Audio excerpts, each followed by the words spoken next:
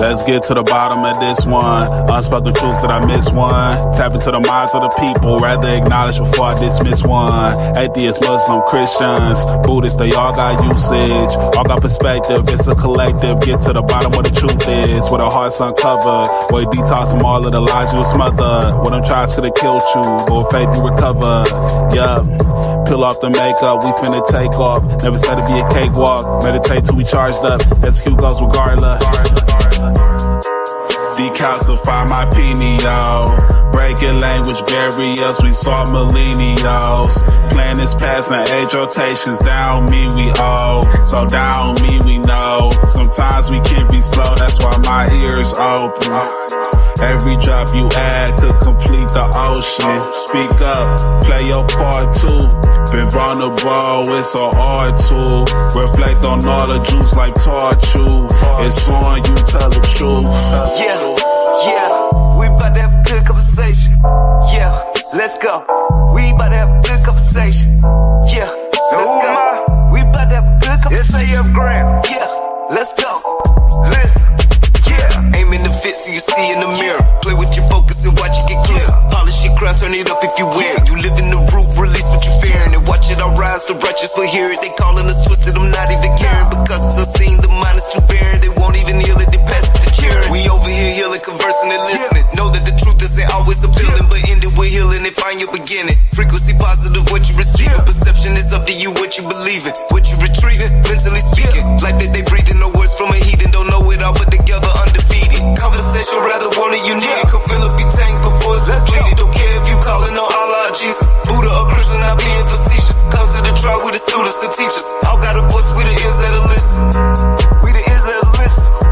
We the ears that'll listen. Conversation, rather want it, you need it. Come fill up your tank before it's depleted. Don't care if you calling on Allah, Jesus, Buddha or Christian, not being facetious. Come to the trial with the students and teachers. All got a voice, we the ears that'll listen. We the ears that'll listen. We the ears that'll listen, hey. Yeah. We about to have a good conversation. Yeah, let's go. We about to have a good conversation. Yeah, let's go. Praying for truth cause the world is so fickle. Keeping my mental how clean as a whistle. Attention's a trap, they can lead you astray. Steering this ship through the storm and the haze. Real conversations are lost in the greed. Others get lost in the web that it weaves. Sift through the rhetoric, uncover schemes. Knowledge inherited, this is imperative. I got a lot on my mind and I'm sharing it. Apples to oranges, it ain't no comparisons. I'm the type that'll never break character. I'm the type to make memories and cherish them. Trust intuition and doubt or disparity. Pursuing the echoes of wisdom. Chasing that moment of clarity. Conversation rather one if you need it. Come fill up your tank before it's depleted. Don't care if you calling on Allah or Jesus, Buddha or Christian, not being facetious. Come to the track with the students and teachers. All got a voice who the ears that'll listen. We the ears that'll listen. We the ears that'll listen. Conversation rather one if you need it. Come fill up your tank before it's depleted. Don't care if you calling on Allah or Jesus, Buddha or Christian, not being facetious. Come to the track with the students and teachers. All got a voice who the ears that'll listen. Who the ears that'll listen. We the ears that'll listen. It's on you, tell the truth. Peace, everyone.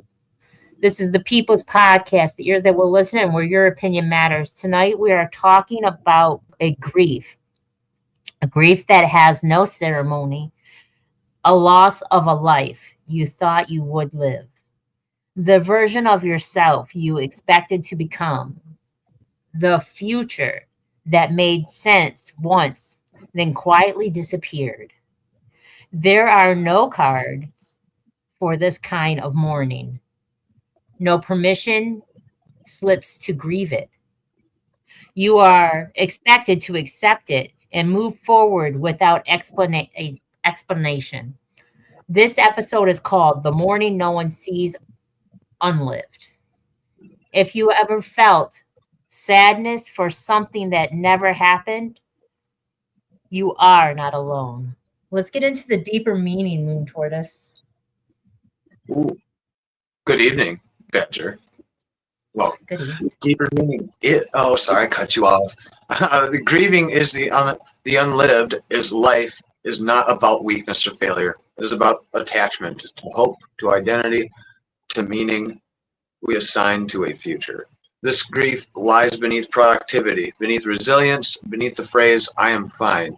When people say just move on, they often skip the truth. You cannot move forward until you acknowledge what you are releasing. Acceptance without recognition creates quiet resentment. Healing begins when the loss is named, even if no one else validates it. This episode creates space for that recognition. So, do you know what that feels like? Tortoise? Oh, Do you know what that feels like to have a life that you thought in your head you were going to live and it not be that? you know what's crazy is I thought there was more people in the studio. Like, there isn't. It's just us. That's okay. A life unlived. Yeah. That's a rough question because I didn't really feel like I started life until like 8 years ago. And I had to pick up where I left off. So I feel like a lot of years got flushed down the drain, metaphorically and quite literally. So yeah, this episode kind of touches on a few things I could certainly most touch back on myself. Let's get into it a little more. Yeah. So I was young. I was 16, 17 when I got pregnant and had my child. And I didn't expect life to be like this at all. I didn't expect even to be so young in having a child. So yeah, no, I envisioned so much more when I was a kid. And then as I had a child and as I grew, then I envisioned so much more than today. I'm grateful, but yet, what do you do with that where you thought you should be somewhere that you're not? You feel like you're displaced in this whole world. You're like, this is not where I belong because you always thought you were going to do something totally different.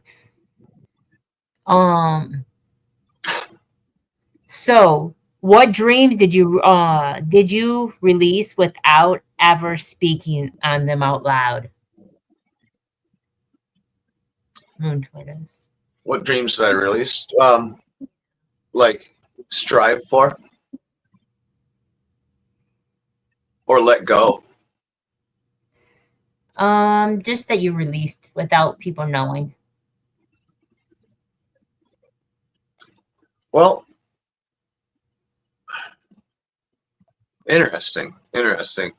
I think I do a lot of things in the shadows. Do a lot of shadow work. That sounds really bad off rip, but it's not. Actually, a lot of what I do, I have to walk in anonymity, which is kind of hard because there's a lot of problems that I come across with people, and it's hard to talk about it with others unless they can 100% relate to the situation. I don't really go to like programs, like 12-step programs or anything like that, but I abide by a lot of those rules. So when when I do the things I do, it's often behind closed doors.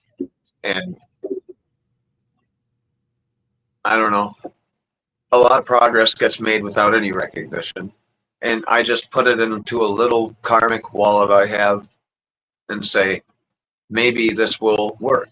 And it does work, honestly. When I get good feedback from people I talk to about addiction and recovery and stuff, and they're just telling me I'm doing good, and their continued presence on social media platforms like, hey, you haven't disappeared, that is dreams that happen that I don't talk about all the time. I am now. But that's pretty cool for me. That's the way I could explain that best. For me, I thought I was going to have more children. I didn't think I was just going to have one. Once I got pregnant, once I had a child, I thought I was going to have more. I was going to have this big family, and we were all going to do like PTAs and Girl Scouts, and I strived for that, and it kind of did happen a little, yet I only had one son. And I wanted a big family. I really wanted to feel like I had something that I belonged to, that belonged to me, that was mine. And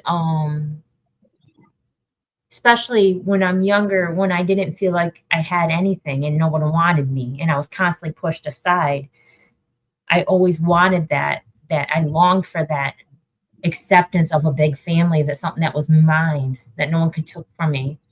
And that's what I wanted, and that's what I thought was going to happen. And then I found out I couldn't have more kids, and a lot of things changed with that. And I did have a tubal pregnancy, and I had to abort the baby. And for that really messed with me emotionally. And no one knew that I wanted this big family and this kind of ideal life in my head. And I just had to go with what was given to me and realize I couldn't.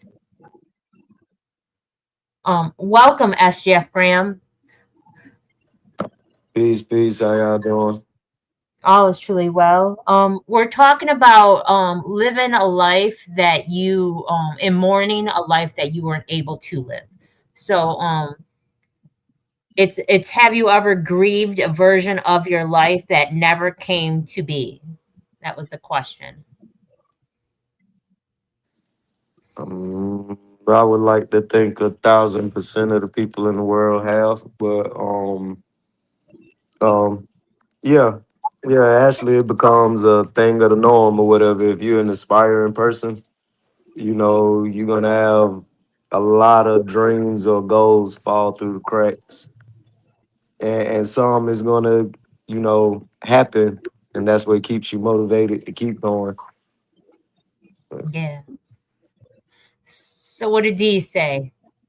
D Saint says, I've never left a dream of mine, not even one, to be honest. Appreciate that approach. Okay, then. And D Saints is actually part of our team. And he is a dope beat maker, a really dope beat maker over in Canada. So if anybody's interested in some beats and whatnot, hit him up. That's like spitting distance from me, honestly. I can look over and see the bridge out of my window. I shouldn't give away my position like that. Oh, who gives a shit? Come, right end of the laneway. Don't come up the property. So, SGF Graham, what dreams did you release without even speaking them out loud? What dreams did I release without speaking out loud? Without speaking them out loud, without nobody knowing.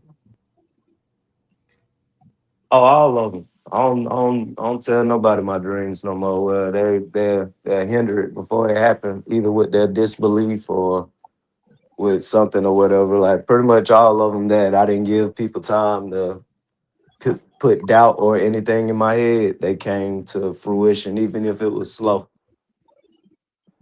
Even the ones that are changed, like they're no longer your dreams. Like I have had some when I was younger that this is what I thought I wanted, and then as I got older, I'm grateful that didn't happen, and I realized that it is not what in store for me. It was something totally opposite. So now my dreams changed. Well, I don't know if I would consider that my dream, like when things kind of alter, when I'm going on this one path and then this other path just blooms out and I'm like, oh snap, I didn't even know this existed in this realm of what I was doing. I wouldn't know if I would say that was a dream because I didn't even know it existed or I could be in that realm. So I felt like those were like the different rooms that was in this dream that I had that I didn't know existed. Like when somebody buy a car or whatever and they find extra compartment rooms that they didn't know, like, oh snap, it's a little push drawer right here. Did you know that? It was like that's how I treat the other things that happen from my dreams. So when I was younger, I always wanted a big family, and then I found out I could only have one child. And that changed that big family aspect because I wasn't able to have all the kids I wanted. I wanted at least 5 kids when I was younger. Once I had one, I wanted more. I didn't want my son to be the only child. I was thinking 3 or 4, and then I realized I couldn't have any more. And I was just like, man, okay, now I got to do something different. And then I thought I'd have my own practice and all this. And then that didn't happen. And I'm like, no, I got to do something different.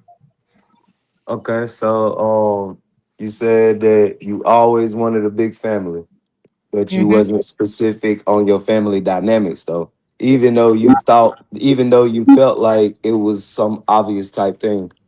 What do Yeah. you have now? A big family. You always Hmm. said that you wanted to keep your practice, even though you might not have been specific on what you was practicing on. And 3 years later of practicing this, going on 4, what do you have now? So you got what you asked for. You just wasn't specific with it. Basically. Nice. Good take. Yeah, there was this guy. I don't remember who it was, so I'm not really going to quote much of what they said because I would botch it anyways. I don't remember who said it, but basically he was saying, I always dreamed of being like writing a book and telling a story and having this movie and directing this movie and stuff like that, and none of those end up happening. What end up happening, he would go to TED Talks and would do all these big old talks and whatnot. So he wasn't specific with what he wanted neither. He just said that he wanted to be on big screen, and he didn't realize it was actually a different kind of big screen. It wasn't in movies. It was actually, on everybody's laptops and phones and whatnot. And he did do what he wanted, but it was different. Like you gotta really, really speak to the universe as if it is specific. Paint by numbers. So I wanted to do a TED talk, and for years I didn't think I could. But you don't even have to be named Ted to do that. So I realized that I'm in a very specific bracket. This opens up a whole world of opportunities to me. And I guess one dream that I released or let go and never really did is, I thought I want to be on more stages talking about my addiction or in front of inmates would be awesome. My particular brand of humor would really probably fly pretty well. I want to do it probably would. It probably would. I have a question for you. How does society pressure us to accept loss without even processing it? I think aspects of the system are very copacetic to you, and I think other aspects of the system are just moving it along. Like I've seen certain agencies treat your loved ones like meat, and then it's just wait or whatever, and that's a bummer. I think society kind of views it as it's weird because to you it's so cataclysmic. It's such a big thing, but life is in the eye of the beholder, and around you only people can be really copacetic unless they had a very direct relationship with the loss, right? With the lost one. So grief is very specific. It is cared about a lot of the time, and people do their best to show it, but yeah, I don't know. You really gotta listen to someone who's grieving. It pays to be nice to them, understanding, I guess. That's the shortest answer. It's rushed. Ask Jeff Ram.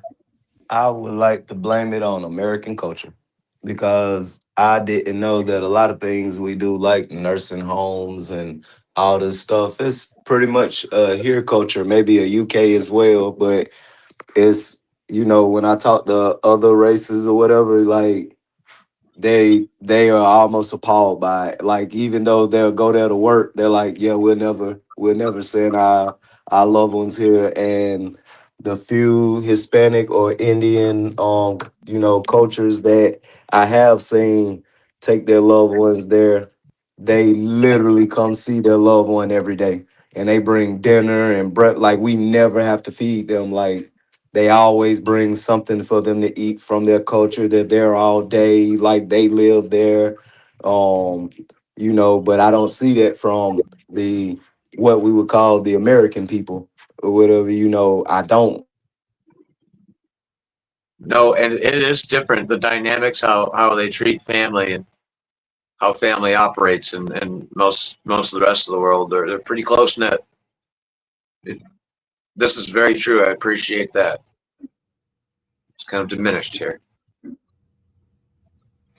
but it is. No, it is. So, what happens emotionally when grief has no outlet, SGF Graham?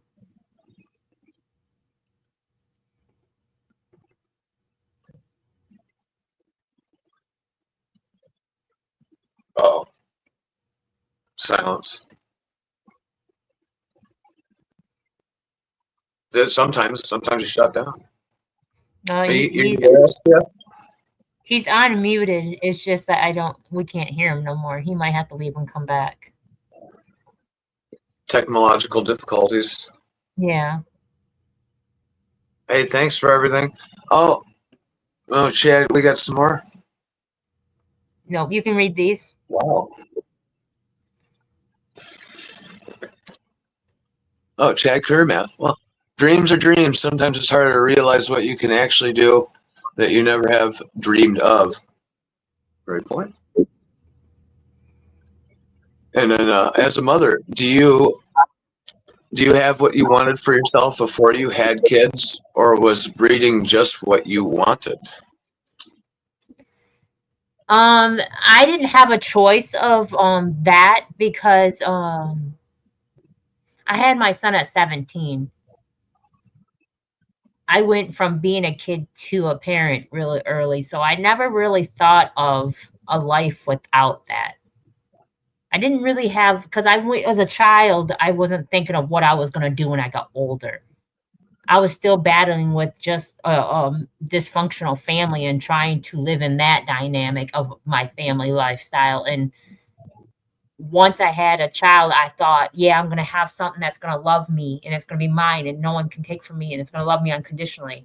And I have that. So I never thought about a full dream. I didn't get a chance to really have these goals and dreams and wants and wishes without that.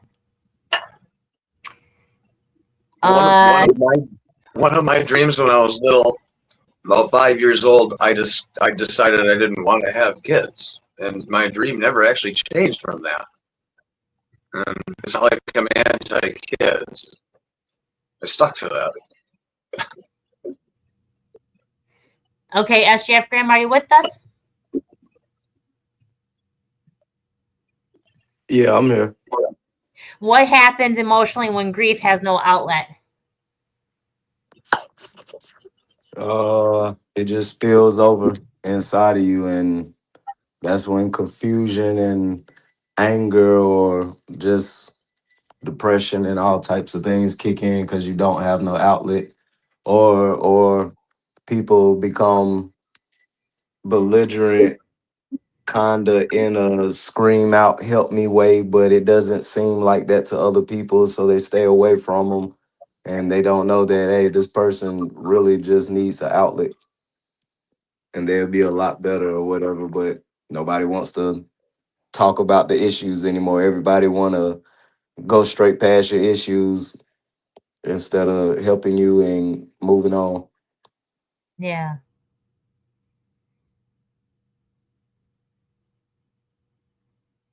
Like example, I have noticed that if I want to get people off the phone, all I got to do is start talking about something that happened with somebody or whatever and how I feel about it or whatever. And they'll be, hey man, hold on, somebody calling in, and they'll click over or whatever, and I just chuckle or whatever because they didn't want to get off the phone before I started talking about it. You know, people don't want to hear issues unless it's their issues.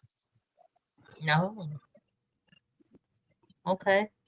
I appreciate everyone commenting. I do. It's good to have perspectives on that. I want to ask at least everybody at home, is it bad to be a dreamer? Is it bad to chase your dreams? Or is it good? What's your opinion? So your question is, can honoring an unlived life help you live more fully now? For moi. Yes. Yes, I believe so. I think, well, it's like, how can I attribute it? Every time I was in wrestling, I loved wrestling. Wrestling was awesome. And something I had to learn in wrestling is that I wasn't going to win every time. Sometimes against that kid Victor, man, he was really good. Really good. And then we wrestled off. So for the spot in the tournament. Sometimes he beat me, man. He was fast. And I got really pissed off for a few times when I first started doing it and ended up like punching lockers and stuff. And I had to realize that I was only hurting myself. And then losing on the mat actually became a cool kind of experience. And I had some really good matches where I just ended up getting points for one, and then I came back and we ended up tying it up. And I don't know, it was really good. I had some really good matches with some great people. And early on, I had to really get over that losing aspect of it because I had a really good wrestling career. It was fun. But that taught me that. So I guess you could apply that to life. Like when you have those losses or things don't go through, no can always mean next opportunity. And that's a cool thing I heard. So not always bad to count a crushed dream or something that didn't fall through because it's a big, big world. There's a lot of things to do. So it's good to keep an open mind. There we go. Chad says. What's Chad say? Chase your dreams, but be careful of what you dream for. I like it. It's a little spooky. I appreciate it, Chad. That's just very true. It is. Let's be careful. You right. So my question is can honoring an unlived life my question is, what would it look like to forgive yourself for paths not taken? I believe everything happens for a reason. I believe that you align yourself where you're supposed to be. And every path that you didn't go down was saving you from a road that you really didn't want to do in the first place. You just thought you did at the moment. I don't believe that in regrets. I don't believe in mistakes. I don't believe in a lot of things. I really feel that our main objective and job here is to free ourselves from this selves and not attach ourselves to worldly, nothing worldly. We're supposed to just be here and learn how to turn our emotions on and off because they're just feelings. So yeah, no, I don't think the same. What about you, Moon Tortoise? Go ahead, repeat the question. I just like to hear it again. I don't know. I gotta find it again. I added more. I'm always trying to listen to your answer and dissect it, but I don't want to base it off your answer. I can't find it. I added more. Oh no.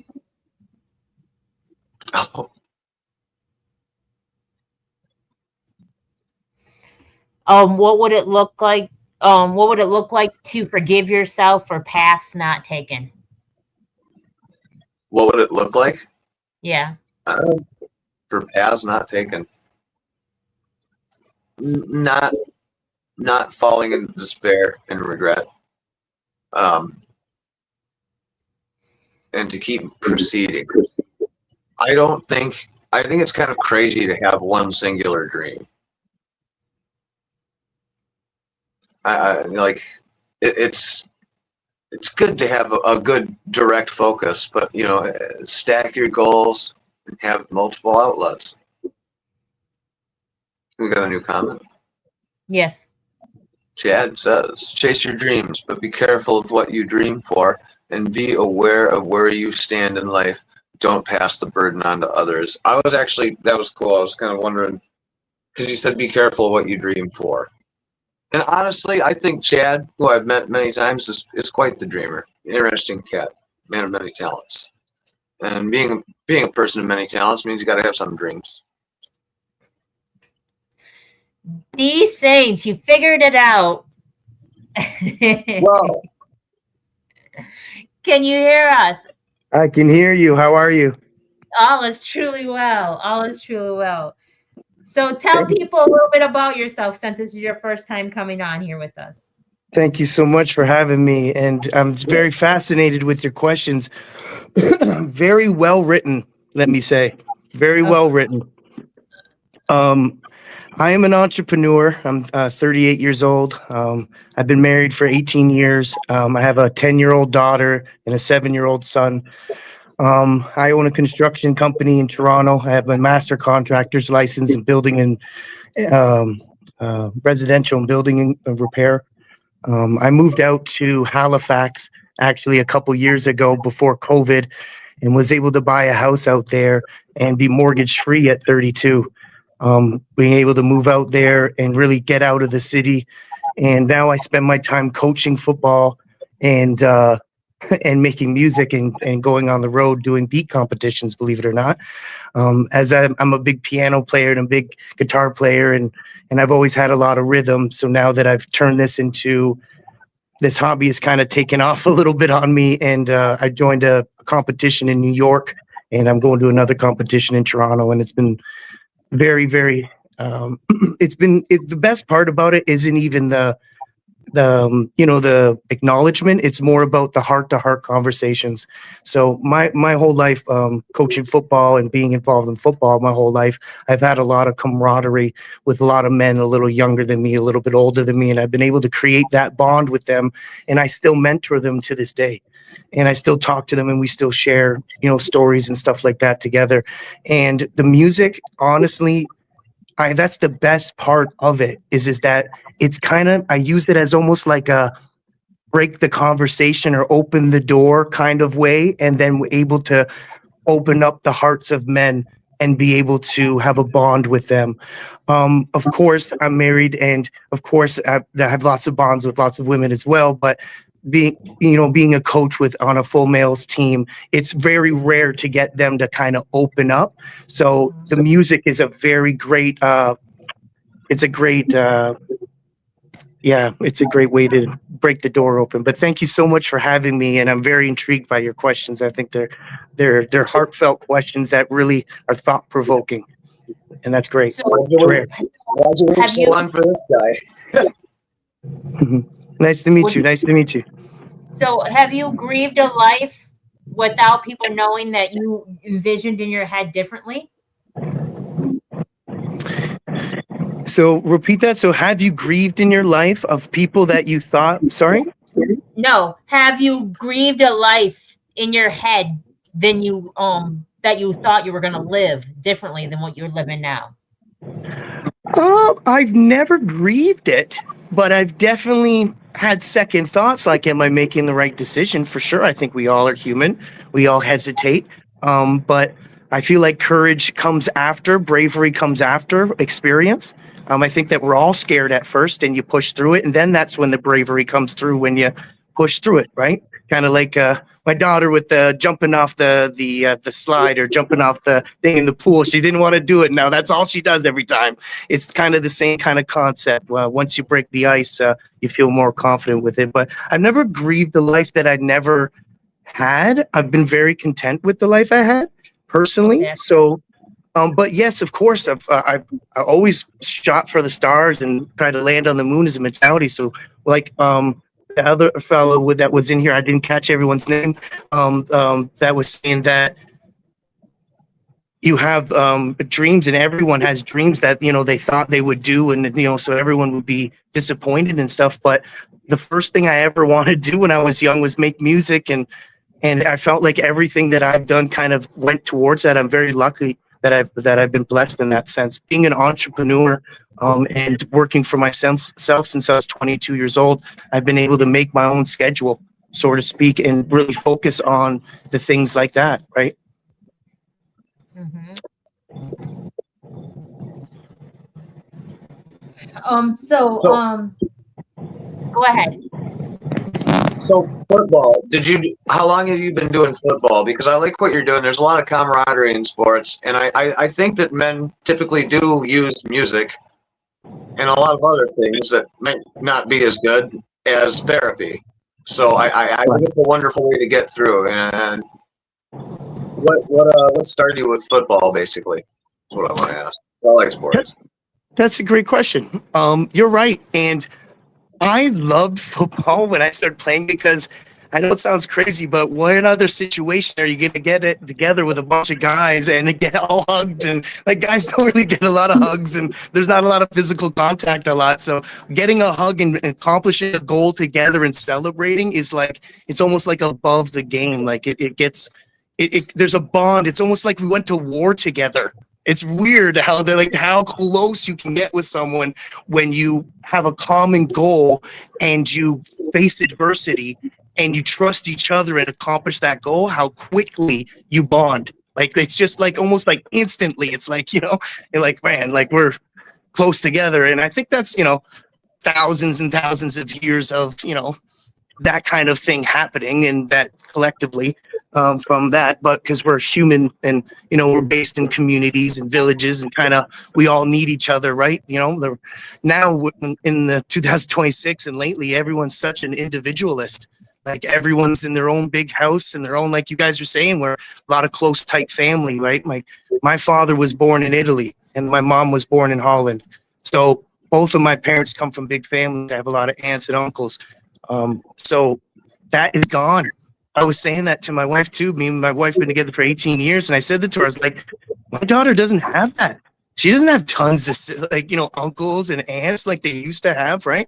Like I only have one brother and one sister and she's got one brother. There's not a lot of big families anymore, in my opinion, for a lot of Canadians. Obviously, other heritages in other places have a lot more children, and I'm very envious of that. Of like you were saying, you wish you had more children.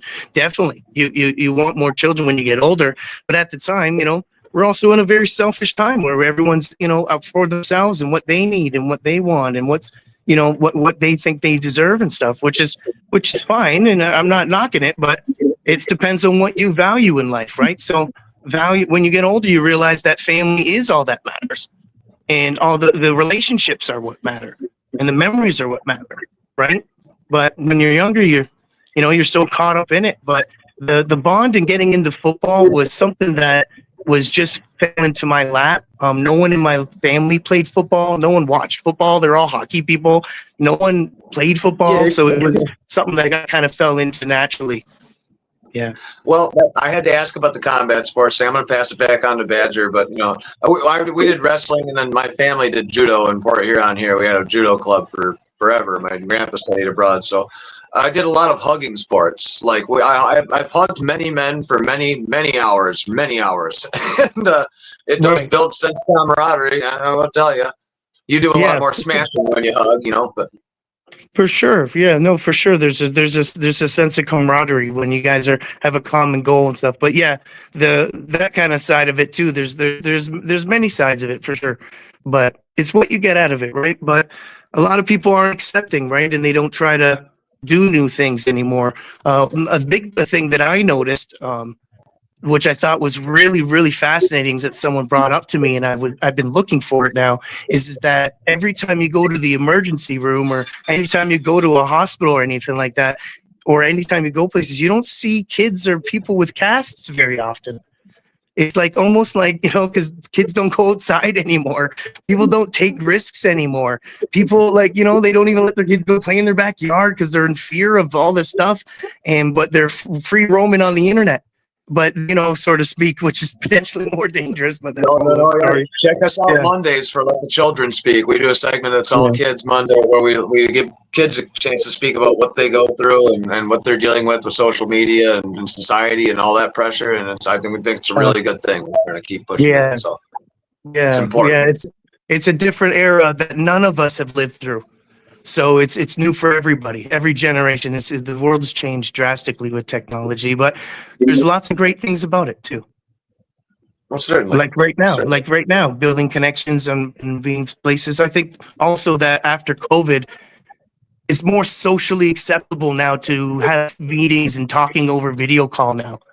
Where I feel like before COVID, people were very like foreign to it and they fought against it, right? And then kind of after COVID happened, then people were way more socially acceptable and able to do this. Like my 73-year-old father now will have a video call with me now, where before he would, no way he would have did it. No way.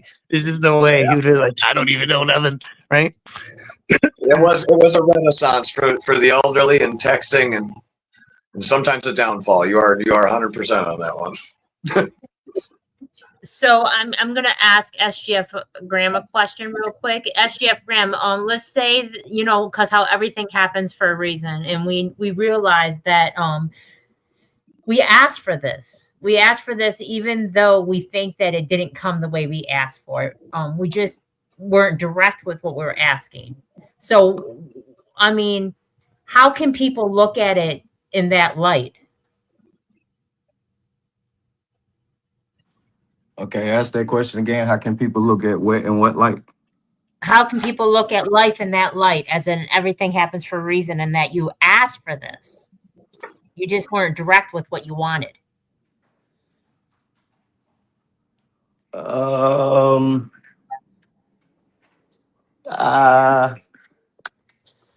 don't know. I don't necessarily believe that all the time. I believe that we let doubt and negativity take us away from what we was dreaming, because the universe isn't here to prove that you can't get the dream or not or whatever, but people want it on their own time.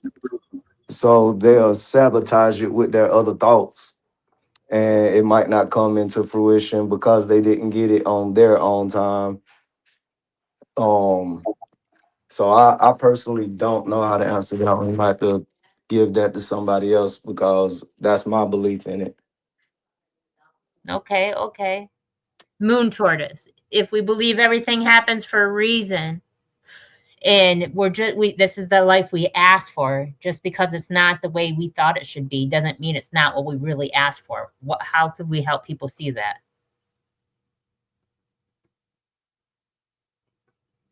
No? Okay. Moon tortoise is not with me. Sorry, glitched out there. One more time. Okay. So let's say we look at it as everything happens for a reason, and we asked for this life, even though it wasn't, we just weren't direct with it. So, how can we help people see that everything's happened the way it's supposed to happen? How are we supposed to say everything happens for a reason? The hippie answer is you have to let go. You have to know that there's always another path that you can take. There's always a chance for change as long as you have a chance to change your thought process. And the not hippie answer is there are way too many awful people making decisions and controlling everything. And I think everybody's going to have a lot more chance to change if we address it. There we go. That'll be controversial. Okay. Because they said if this path was meant for you, how does that change the way you see your past? You won't live with regrets. You'll live with knowing that it's a literal universe and you literally asked for this without knowing you did. That's how I would say it. What about you, SGF Graham? I wanted to go back to the question that I had skipped. Okay. Now that Henny Hand has answered. See, my thought process on that is like, let's say, me, I keep manifesting my financial gain. Well, I feel that personally, I'm not moving in the financial gain alignment. Whatever, like mentally, yeah, I want it. Yeah, spiritually, and I'm polite and all these things of that nature or whatever, but y'all say universe, I say God or whatever, when you ask for something, the universe or whatever you want to call it is going to has to put you in that position to receive it. And people feel like just because they mentally want it, that they're ready for it or whatever. And a lot of times people get the financial gain that they asking for at that specific time, they will blow it.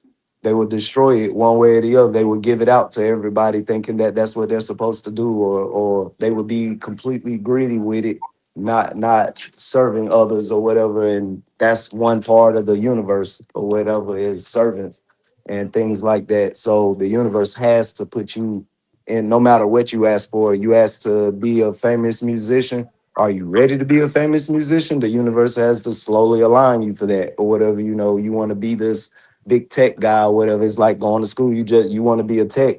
You have to go to school and learn it or whatever. You have to be ready for that process. You don't just be that because you want to be that. So that's why I look at it that people think it's sabotage what's going on because what they asked for isn't what it looked like, but the universe had to take them through that so that when they get it, they can receive it and keep it entertainment versus screwing it off.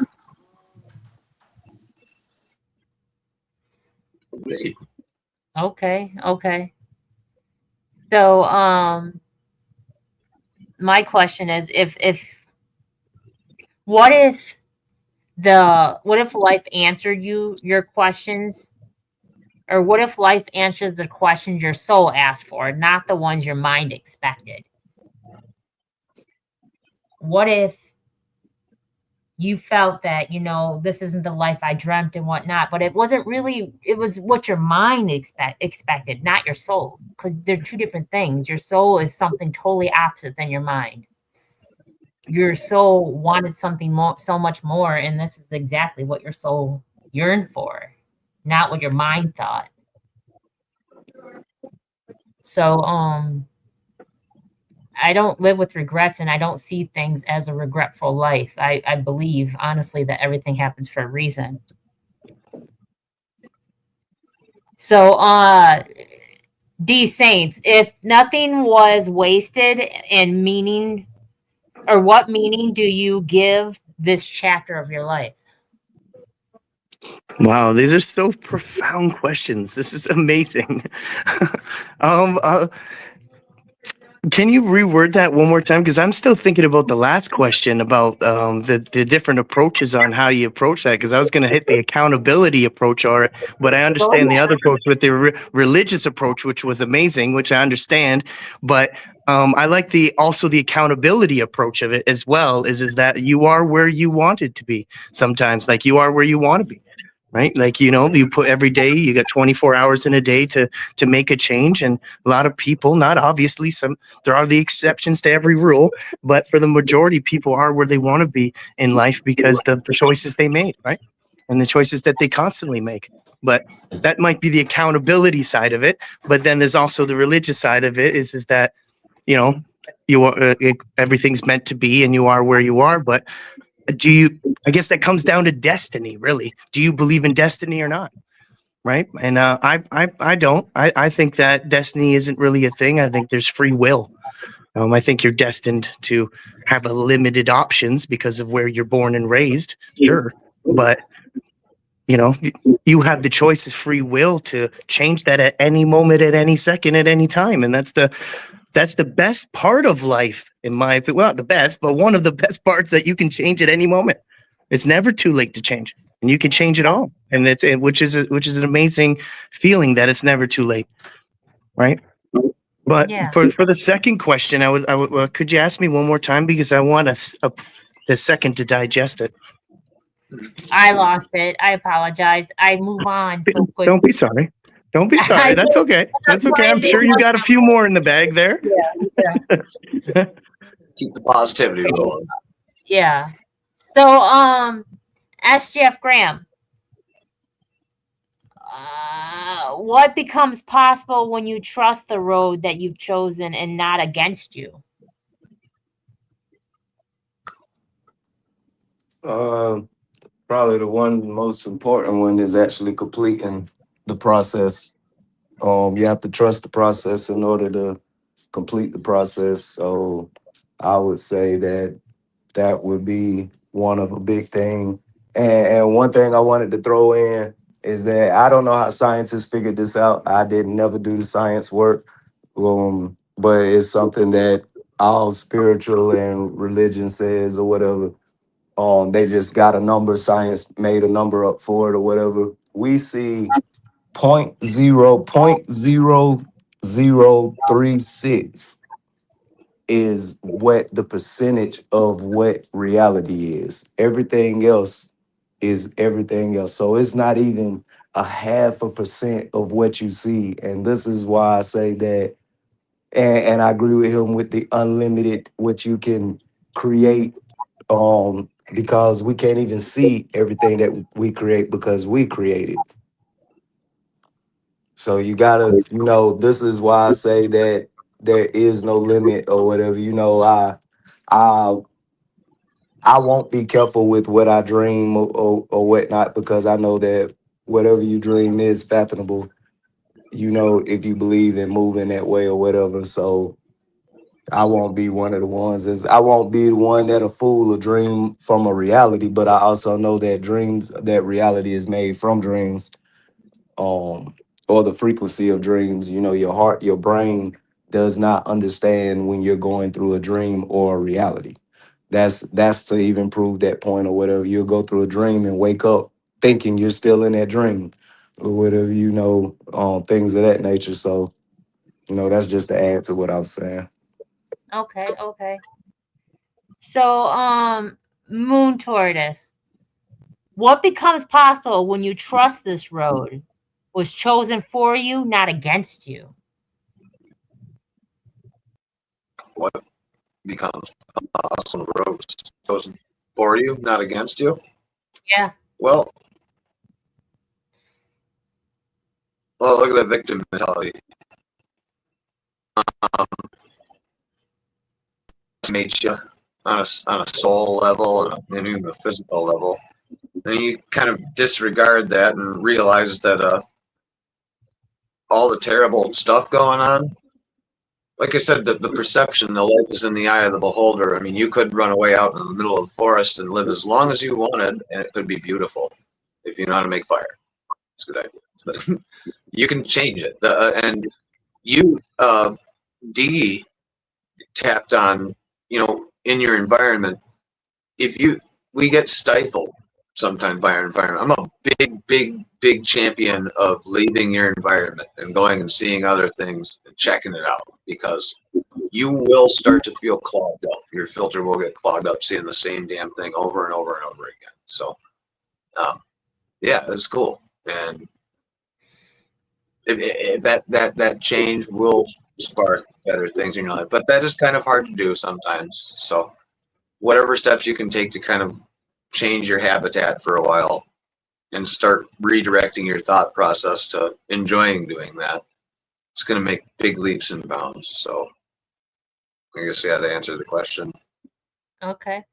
So then D, I found the question. It said, if nothing was wasted, what meaning do you give this chapter? This chapter in my life? Yes. Or me specifically?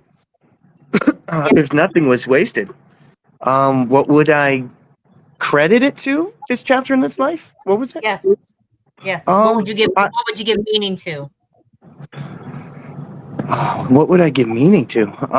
Well, I would definitely give credit to bonding relationships and making sure that relationships were more important to me than accomplishments. And for me, that was such a great thing. And I'm so glad that I ignored my mind and listened to my heart in that aspect.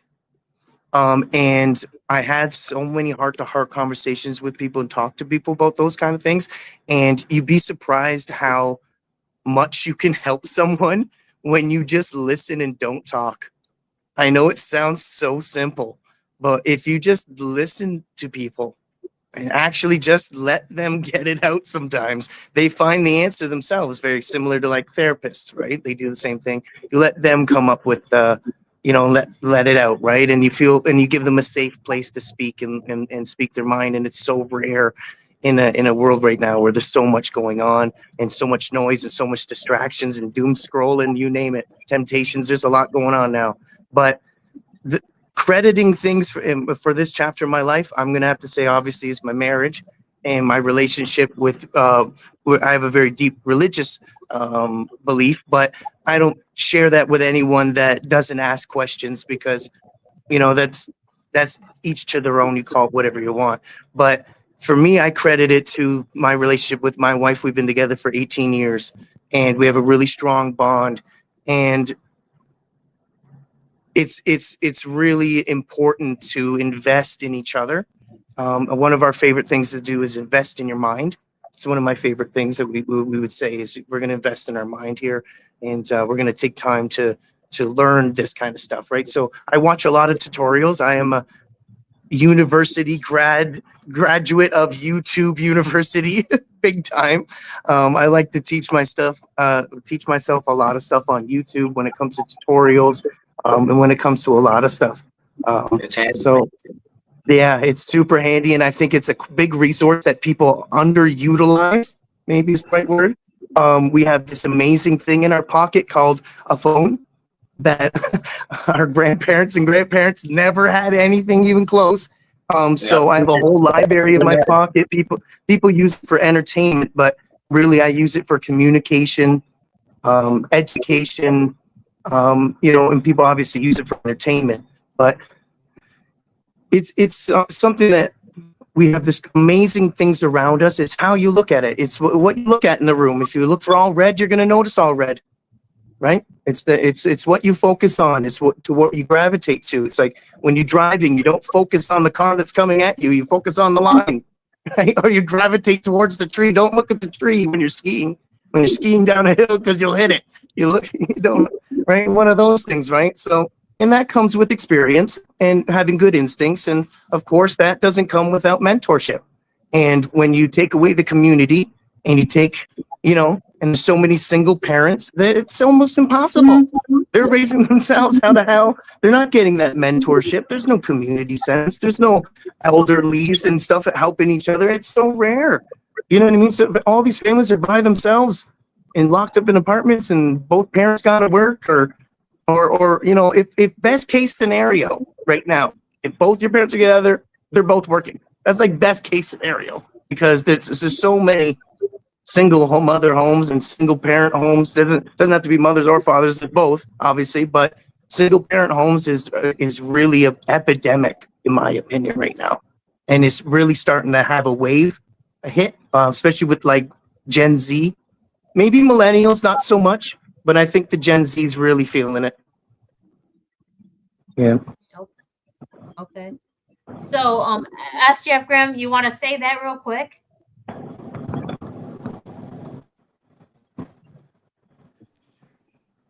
I appreciate it just being up there, but I just said clearing generational curses is one of my goals. If it was everything moved perfect, and I credit it to my determination and purpose. Okay. Welcome, Dre Kid. Peace and love. Thank you for tuning in. My question is, before we do the positive messages, my question is, if you're exactly where you're meant to be, how do you want to show up now? Well, never live with regrets. Never live with doubt. Never live with what if. Because when you think of that lower chakra vibrational thought process, you're going to stay there in your root chakra. You're going to stay in that suppression kind of mindset of old and dude. And when you get outside of that and you realize something, it's greater than what it is. It's bigger than what it is. And that nothing happens to you. It only happens for you. And once you have that mindset, you're able to grow, and you allow freedom to come in, and you allow to live in the moment. And that's the only thing that matters, because tomorrow doesn't exist. Yesterday was never even really here. And the only thing that you can contribute love and happiness and joy is in this moment right now that you're living in. And if you want different for the moment, then stay in that moment and make the next moment an even better moment. That's my opinion. So let's do positive quotes, and so we can wrap this up. And we want to hear what Tom Schul said. So, do we have a Tom Schul question? I might skip that to answer a couple of things from D that I didn't get to touch on when he was done. And I wanted to say, when people start talking, you start listening like that, reassociation is an awesome thing. And you will notice people start letting you know how they feel about certain things. And usually it's going to go right to like something heavy that's going on in their life, their biggest problems and fears and things that are going on. And it's awesome. It's awesome to be on that kind of listening level with people. And I do see the single parent thing going on. And to just say, to relegate what I said earlier, to not be doom and gloom about a lot of bad people controlling things, I would like to see an enhanced sense of community that treats each other like family. I would like to see lots of people not just dying from working themselves to death, but having time to actually tend to the gardens that we all have and feed ourselves with real food and hunting. And I honestly, when I go out and buy food and stuff now, I don't like to eat the meat. I try to go to my friends who go out and hunt and get venison, and I just prefer to eat real. And I would love to see a world where problems like that are eradicated for people and dreams are more achievable. So I think I love having a platform like this to talk about it. And that's my positive message. I want to see a brighter world like that. And I'm really happy that we have the chance to talk about it.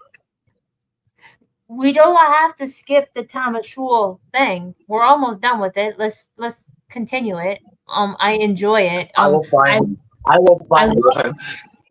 I love how neurodivergent and I don't know, quirky that he is at a young age. At a young age. I'll be right back. Here's some positive. Okay. What's your positive message? Go ahead. When we finish, stay on for like 5 minutes after it ends, so I can tell you why the single parent household thing is taking off like it is. So I don't know if you heard him, D, but he was saying after we get done with the show and we end the live, stay on for about 5 minutes. Yeah, no, I heard him. I was just waiting my turn to talk on mute. No, I can hear you guys perfectly. Thank you. Absolutely. And big points. And also that was very beautiful. Well said. Awesome. No, this is great. I think it starts with the conversation. That's what you got to do. This is what it is. I like it. Okay.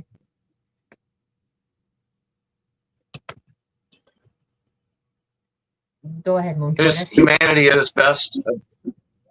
Is humanity at its best a metaphysical essay? Why are people so goddamn stupid, asked the man. Because I have given man a free will and a soul, said God. I have made man a thinking animal. Oh, said the man.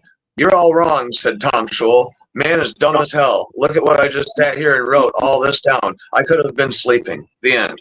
P.S. Just a little bit of knowledge for the values of clarification. P.P.S. My notebook. P.P.P.S. 25 cents, please. Well, I have no idea what.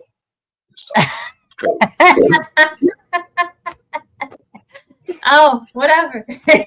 So at this time of the show, we all say something positive to wrap this up, and then when we do the outro. So D, what is your positive message? Thank you so much for having me. It was a pleasure meeting you. I love the energy and I love the warm welcome. You guys are very, very good people. I could tell that we'll get along great. My positive message is to take advantage and live in the moment, like you were saying.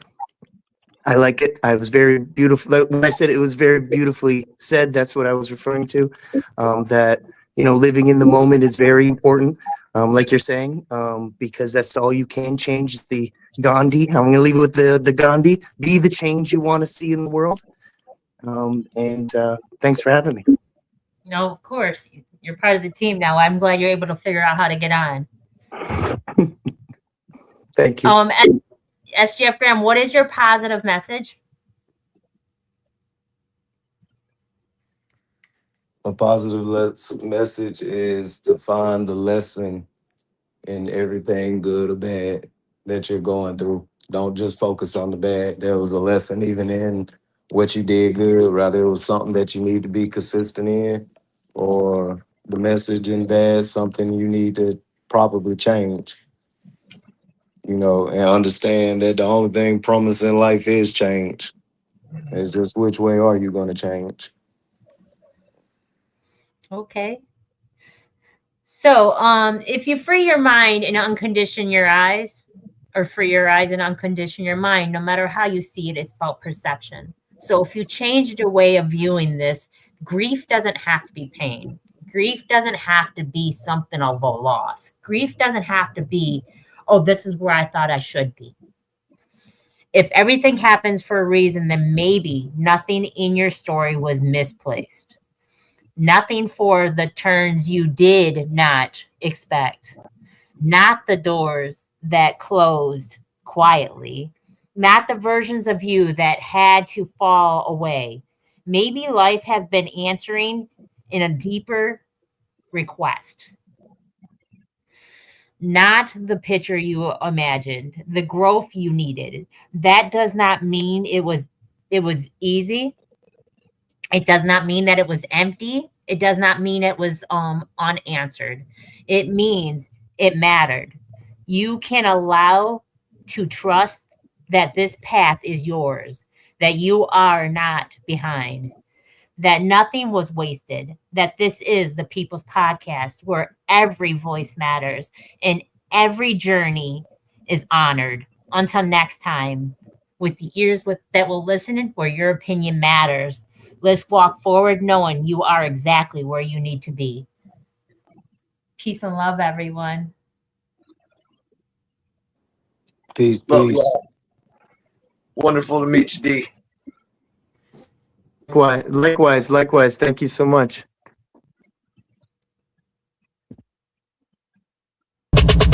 Let's get to the bottom of this one. Unspoken truths that I miss one. Tap into the minds of the people, rather acknowledge before I dismiss one. Atheists, Muslim, Christians, Buddhists, they all got usage. All got perspective, it's a collective. Get to the bottom where the truth is, where the heart's uncovered. Where you detox from all of the lies you smothered. Where them tries to killed you, but with faith you recover.